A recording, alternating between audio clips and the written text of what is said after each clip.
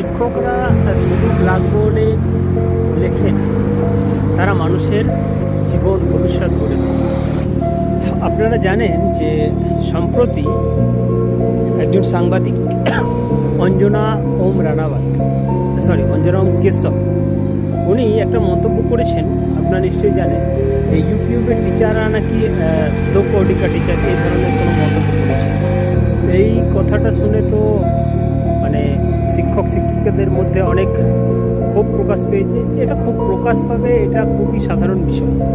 কিন্তু প্রশ্ন হচ্ছে গিয়ে, আপনি কাউকে দো কৌডিকা টিচার কীভাবে বলতে পারেন?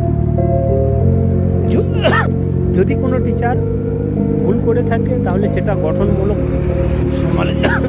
সমালোচনা হওয়া দরকার, সেটা এবং যুক্তিযুক্ত হওয়া দরকার। আপনি যা খুশি তাই বলে দেবেন, এই ধরনের হওয়া উচিত নয়। আজ লক্ষ লক্ষ ছাত্রছাত্রী মানে অনলাইনের ক্লাস করে বিভিন্ন রকম এক্সাম ক্র্যাক করছে, বিভিন্ন বড় বড় এক্সাম ক্র্যাক করছে, হ্যাঁ, অনেক অল্প খরচার বিনিময়ে, বা কখনো কখনো কোনো ইউটিউবার তো ফ্রিতেও শেখায়। তাতে আপনার মতো সাংবাদিকদের কি অসুবিধা আমরা বুঝি না।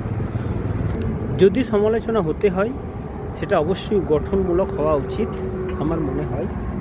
হঠাৎ করে যাকে তাকে দু কৌডিকা টিচার বলা, এটা মনে হয় না কোনো ভালো কথা। কেউ যদি ইউটিউবে যদি পড়ায়, তাতে আপনার মতো বা আপনাদের মতো মানুষের কি অসুবিধা?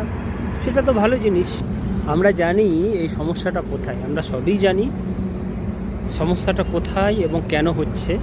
আমরা সাধারণ মানুষরা এটাই বলবো যে ব্ল্যাকবোর্ড এবং শিক্ষক এবং শিক্ষার সম্মান আমরা সর্বদাই চাইব এবং সবাই চাই। এটাই অবশ্যই কর্তব্য এবং নৈতিক কর্তব্য আমার মনে হয়, বা আপনাদেরও মনে হয় সেটা। নমস্কার, জোহার।